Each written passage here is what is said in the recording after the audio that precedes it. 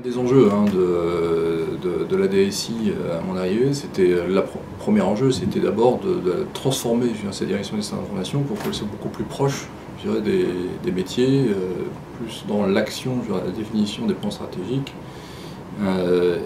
et progressivement, je dirais, se transformer en direction qui fait du développement, en direction qui passe en mode conseil.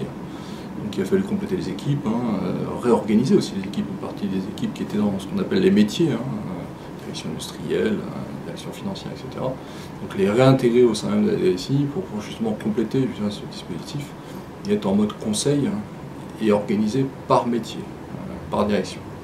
On a renforcé aussi bien sûr certains métiers de la DSI, des architectes, il fallait moderniser un petit peu l'approche. Et progressivement on a introduit cette notion d'innovation parce qu'en parallèle en fait il y avait une vraie réflexion qui avait été menée par la direction générale pour faire face à la baisse des volumes, 6-7% par an, sur la réinvention du courrier.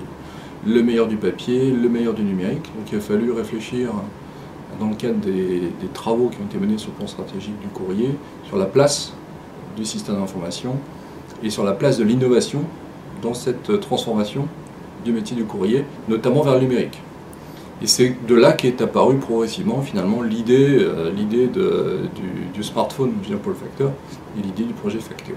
Factéo, d'abord, la première chose qu'il faut savoir, c'est que on ne l'a pas démarré from scratch.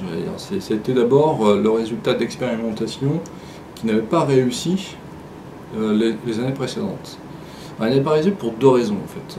La première raison, c'est qu'on était parti sur un matériel durci, donc c'était un peu quelque chose qui s'ajoutait, je dirais, au matériel déjà présent pour le facteur.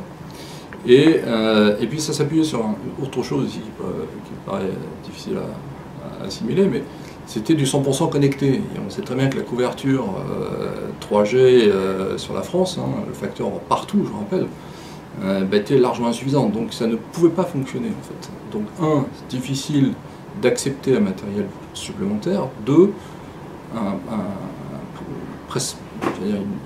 concept du 100% connecté, ça ne marche pas. Donc il a fallu partir de cet échec-là pour reconstruire finalement complètement l'approche. On a fait le pari du smartphone standard. Donc, et on a fait le pari de la co-construction. Je pense que le premier événement, ça a été de mettre une dizaine de facteurs en fait, dans une salle. On a posé le smartphone standard sans rien dessus. Sans rien. Sur la table, on leur a dit finalement, avec ça, vous feriez quoi? Le sujet Factéo a tiré à la fois de l'innovation pour répondre aux besoins aussi, certainement, de la vie au travail des facteurs, mais aussi, ça c'est important, introduire le numérique dans la tournée et introduire le numérique dans l'idée même qu'on pouvait utiliser les tournées de facteurs pour faire autre chose que la distribution de courrier ou de courrier suivi. Alors, ce qui était amusant en fait dans l'approche, c'est qu'on n'a pas voulu non plus on n'a pas voulu mettre des informaticiens classiques, je veux dire. On n'a pas voulu aborder le sujet comme un projet classique. On a mis en face des facteurs, en fait, des gens qui travaillent sur les usages de la mobilité dans le grand public. C'est-à-dire que la compréhension même, je dirais, du métier du facteur, ça s'est traduit par des usages du B2C.